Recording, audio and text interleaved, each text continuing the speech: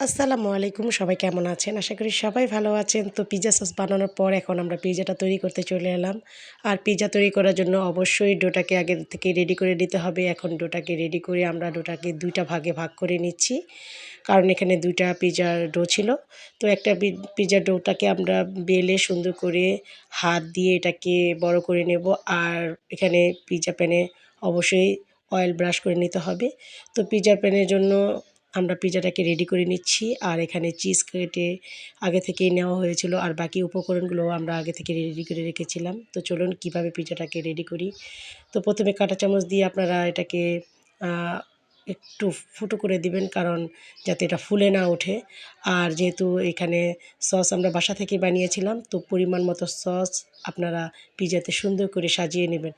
আচ্ছা, সসের ব্যাপারটা হচ্ছে আপনারা কে কেমন সস খান, কেউ বেশি খেলে বেশি ইউজ করবেন, আর কেউ যদি কম খান তাহলে কম ইউজ করবেন। আমরা এখানে বেশি খাবো তাই বেশি করে ইউজ করেছি।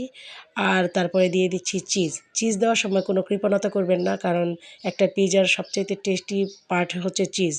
তো চিজ দেওয়ার পরে আমরা এখানে দিয়ে দিচ্ছি গ্রিল চিকেন। গ্রিল চিকেনটা আমরা আগে থেকে রেডি করে রেখেছিলাম।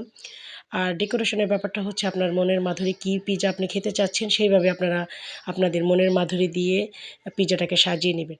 তো তারপরে দিয়ে দিবেন ক্যাপসিকাম। আর ক্যাপসিকাম আপনারা বিভিন্ন কালারে ইউজ করতে পারেন, দেন দিতে পারেন ব্ল্যাক অলিভ। আর ক্যাপসিকামের ব্যাপারটা হচ্ছে ক্যাপসিকামটা কিন্তু একটু কাঁচা, কাঁচা রাখবেন, তাহলে এটা যখন আপনার মুখে পড়বে তখন খেতে খুবই সুস্বাদু লাগবে। তো সব কিছু দেওয়ার পরে আরেকবার চিজ দিয়ে দিবেন, তাহলে উপর থেকে এটা অনেক জুসি দেখা যাবে আর অনেক সুন্দর দেখা যাবে। আর যদি কেউ একটু স্পাইসি খেতে চান, এখানে দিয়ে দিবেন আ হচ্ছে চিলি ফ্লেক্স, এখানে দিয়ে দিবেন অরিগ্যানো।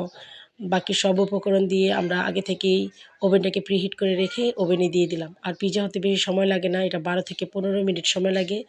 তো দেন আমরা পিজ্জাটা বের করে মোল্ড আউট করে একটু ডেকোরেশন করে তারপরে এটার কিছু ফটোশুট করে পিজ্জাটা দেখতে যেমন লোভনীয় হয়েছে, খেতেও খুবই সুস্বাদু হয়েছে আলহামদুলিল্লাহ।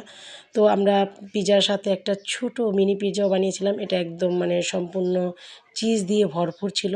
তো এখন আমরা পিজ্জাটাকে কেটে নিচ্ছি। আপনারা আপনাদের মনের মতো সাইজ করে নেবেন। আপনারা কয়টা পিস করবেন সেটা সম্পূর্ণই আপনাদের ব্যাপার। তো এখানে দেখতেই পাচ্ছেন পর্যাপ্ত পরিমাণে চিজ ছিল। অনেক চিজ দিয়ে পিজ্জাটা বানানো হয়েছে। আমাদের শেফ কোনো কৃপণতা করেনি। তো যাই হোক, সবাই ভালো থাকবেন। অবশ্যই আমার প্রত্যেকটা ভিডিও লাইক, কমেন্টস করে দিবেন, এবং যারা আমার ইউটিউবে আছেন অবশ্যই আমার চ্যানেলটাকে সাবস্ক্রাইব করে দিবেন। সবাই ভালো থাকেন। আল্লাহ হাফেজ।